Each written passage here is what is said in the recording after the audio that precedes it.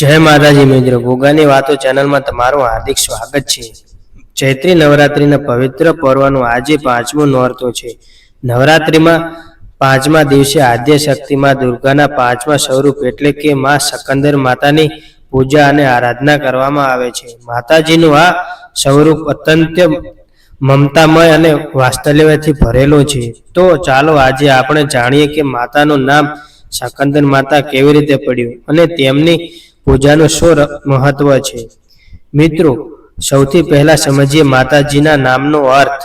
ભગવાન શિવ અને માતા પાર્વતીના પુત્ર ભગવાન કાર્તિકેયનું બીજું નામ શકંદર છે।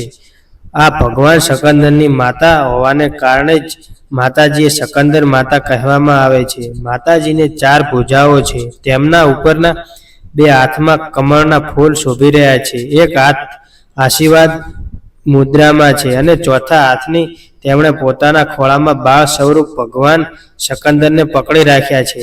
માતાજી કમળના આસન પર પણ બિરાજમાન થાય છે, તેથી તેમને પદ્માસન દેવી પણ કહેવાય છે અને તેમનું વાહન સિંહ છે। પૌરાણિક કથા અનુસાર એક સમયે તારકાસુર નામના એક ભયંકર રાક્ષસે સ્વર્ગ અને પૃથ્વી પર ભારે આતંક મચાવ્યો હતો। તારકાસુરને બ્રહ્માજીનું વરદાન હતું કે તેનો વધ માત્ર ને માત્ર ભગવાન શિવનો પુત્ર જ કરી શકશે।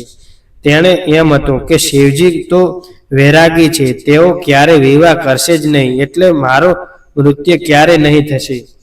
પરંતુ દેવતાઓની વિનંતીથી ભગવાન શિવે માતા પાર્વતી સાથે વિવાહ કર્યા અને તેમના ઘરે એક અત્યંત તેજસ્વી પુત્રનો જન્મ થયો। તેનું નામ કાર્તિકેય એટલે કે શકંદર રાખવામાં આવ્યું। માતા પાર્વતીએ પોતાના આ પુત્રને મમતા અને શસ્ત્ર વિદ્યા આપવા માટે જે સ્વરૂપ ધારણ કર્યું તે જ માં શકંદર માતા। આગળ જતા આ ભગવાન શકંદરે દેવતાઓના સેનાપતિ બનીને તારકાસુરનો વધ કર્યો અને ત્રણેય લોકને તેના આતંકમાંથી મુક્ત કર્યા। નવરાત્રિના પાંચમા દિવસે માં શકંદરની પૂજા કરવાનું એક વિશેષ મહત્વ છે કે જ્યારે તમે માં શકંદરની પૂજા કરો છો ત્યારે તેમના ખોળામાં બેઠેલા ભગવાન શકંદર કાર્તિકેયની પૂજા આપોઆપ થઈ જાય છે, એટલે કે એક પૂજામાં 2 ગણું ફળ મળે છે। આજના દિવસે માતાજીને ખાસ કરીને કેળાનો ભોગ ધરાવવામાં આવે છે।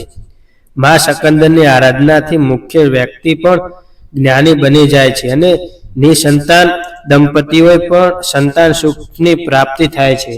તો મિત્રો, આ હતી મમતા અને જ્ઞાન પ્રદાન કરનાર માં શકંદરની દિવ્ય કથા। માતાજી તમારા પરિવાર પર હંમેશા તેમની મમતા અને આશીર્વાદ વરસાવતા રહે તેવી પ્રાર્થના। જો તમને આ કથા સાંભળવાની મજા આવી હોય તો વિડીયોને અત્યારે જ લાઈક કરી દો।